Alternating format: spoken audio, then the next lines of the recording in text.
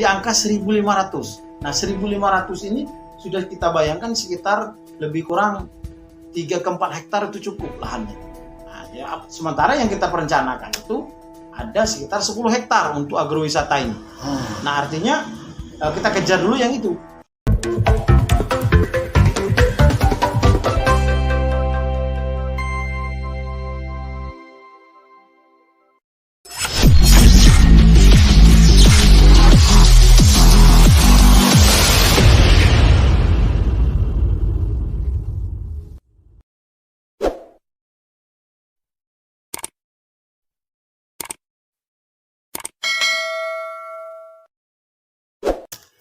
Assalamualaikum warahmatullahi wabarakatuh. Jumpa lagi di channel Ajas Rampotil. Hari ini kita berbincang-bincang dengan Kepala Desa Bitung Barat, yaitu akan mengulas terkait adanya lahan 50 hektar di Desa Bitung Barat ini, yang mana selama ini menjadi lahan yang tidur ya, dengan upaya dan segala rencana yang dilakukan oleh Kepala Desa Bapak Rojali ini. Alhamdulillah tanah yang tidak bermanfaat selama ini atau rawa-rawa yang dalam yang tidak bisa dimanfaatkan hari ini telah menjadi hamparan tanah yang akan dijadikannya tanah unit BUMDes. Pak Kades ya. Assalamualaikum Pak Rojali. Waalaikumsalam. Pak Rojali, mengingat sekarang ini sedang dilakukan pengelolaan lahan lebih kurang seluas 50 hektar untuk saat ini. Di lahan itu rencana Pak Rojali akan digunakan untuk apa, Pak? Perencanaan kita memang di dalam RPJMDes kita sudah dijelaskan bahwa Desa Bitung Barat ini ada perencanaan untuk agrowisata. Jadi di mana di agrowisata ini termasuk salah satunya adalah Paye Besok atau Sungai Besok ini untuk kita jadikan wisata agrowisata tadi. Nah di dalam rencana agrowisata dan wisata alam yang sudah kita rencanakan di RPJMDes kita, termasuk saat ini kita sedang memanfaatkan boleh dikatakanlah sungai atau Paye Besok tadi untuk dijadikan lahan darat. Jadi lahan rawa-rawa ini kita kelola, kita jadikan lahan darat untuk sebagai tanah bengkok di desa itu atau tanah kas desa. Nah di dalam hal kegiatan ini kami sudah merencanakan secara matang, dan kebetulan di tahun 2022 ini desa kita mendapatkan normalisasi sungai. Nah di dalam normalisasi ini kami tentunya punya program-program tertentu di desa. Terkhusus terkait dengan perencanaan desa, yaitu desa wisata atau agrowisata ini. Nah, di dalam hal itu kami sudah merencanakan untuk menjadikan ini lahan darat, dan kebetulan juga normalisasi yang ada di Kabupaten Pali itu akan kita arahkan untuk pengelolaan lahan tersebut. Nah, alhamdulillah sudah kita sampaikan sanggahan kita terhadap perencanaan normalisasi ini. Seperti yang kita tahu sendiri bahwa normalisasi sungai ini agak prinsip atau apalah namanya di masyarakat ini kan ada benturan-benturan lah terkait dengan normalisasi ini, sehingga normalisasi yang direncanakan oleh pemerintah Kabupaten Pali itu kita rubah mindsetnya menjadi pemanfaatan lahan atau lahan rawa-rawa tersebut. Nah, jadi maksudnya selama ini normalisasi itu sekalipun itu sangat bermanfaat bagi kehidupan kita, yang mana kita itu mencegah banjir dan segala macam. Pak Rojali punya kesempatan untuk menciptakan sebuah ruang ekonomi di kesempatan normalisasi ini. Yang mana selama ini kan normalisasi itu cuma untuk mencegah banjir dan mencegah kedangkalan sungai. Nah dengan adanya normalisasi ini berbeda dengan pandangan Pak Rojali bahwa normalisasi ini sangat bermanfaat besar bagi kehidupan masyarakat, Pak ya. Kembali ke rencana awal dari Pak Rojali, karena mimpi seorang kepala desa adalah menciptakan desa yang mandiri, desa yang makmur, desa yang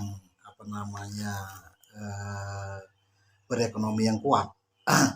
Di sini Pak Rojali punya lahan 50 hektar. Rencana awal Pak Rojali itu selain agrowisata, yaitu tanaman buah dan segala macam, ada sisa lahan sekitar 40 hektar. Itu rencana Pak Rojali akan dibangun apa itu, Pak? Akan dibuat perkebunan atau pertanian apa itu? Rencana memang karena kita sudah melihat yang ada di perempatan itu, untuk lahan rawa ini lebih lebih bermanfaat itu untuk dijadikan lahan pertanian sawit. Jadi sawit. Nah, di samping sawit ini kita beda dengan perusahaan. Perusahaan kan dananya mungkin tidak ada terbatasnya. Sementara kita di desa ini untuk proses berjalannya itu kita butuh waktu dana bersinambungan. Nah, dalam hal ini di samping ini sudah kita tanam sawit, kita tumpang sarinya kita tanam tebu. Mungkin nantinya kita lihat kondisi lah, boleh katakan apakah itu lebih cocok tebu, apa itu mungkin jagung, atau mungkin juga kalau memang memungkinkan ubi kayu. Namun itu nanti kan kita lihat di hasil daripada tanah yang sudah kita buka ini. Nah, target Pak Rojali ini, karena Pak Rojali aku yakin selama ini selalu mempersiapkan sesuatu itu dengan target.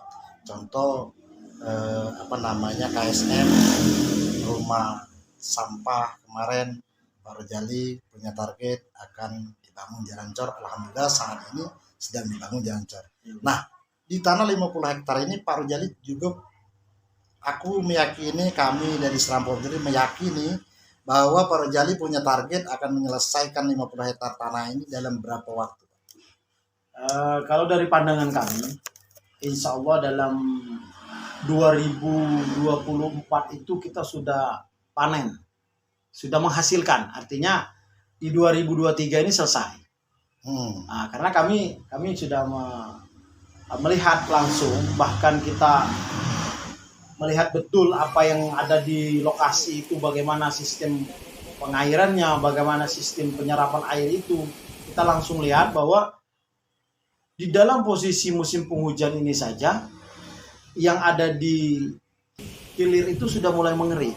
Artinya apalagi yang di hulu, apabila kita ini sudah nyambung menjadi satu lingkaran perbatasan daripada wilayah ini. Artinya tidak menutup kemungkinan dari tahun 2023 ini kita sudah mulai pengerjaan untuk persiapan kapling-kaplingan tadi yang 10 hektar untuk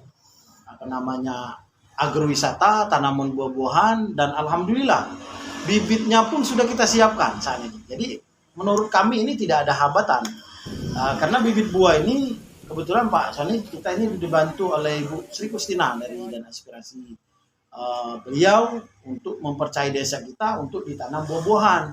Jadi bibit itu sudah siap, seperti bibit lengkeng, mangga, kemudian alpokat, ditambah lagi ada saya lihat itu cempedak, dan itu sudah siap di angka 1.500. Nah, 1.500 ini sudah kita bayangkan sekitar lebih kurang 3 ke 4 hektar itu cukup lahannya. Nah, ya, sementara yang kita perencanakan itu ada sekitar 10 hektar untuk agrowisata ini. Nah, artinya kita kejar dulu yang itu. Kita kejar dulu yang sudah ready, boleh dikatakan. Nah, sehingga kita selesainya daripada normalisasi atau posisi pengeringan di wilayah situ, baru kita langsung hamparan daripada 10 hektar ini. Artinya sudah terlihat nanti dalam tahun ini saja sudah terlihat. Jadi tahun 2023 itu target itu sudah tertanam. Sudah. Yang untuk agrowisata. Kalau yang untuk sawit? Sawit itu karena kita sudah mengajukan juga proposal ke provinsi. Kebetulan kemarin ada dari pihak Dinas Kehutanan minta proposal untuk permajaan sawit.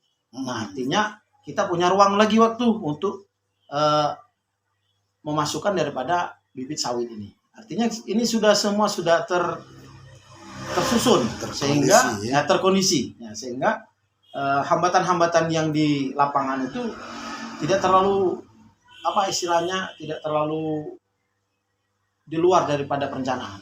Tidak.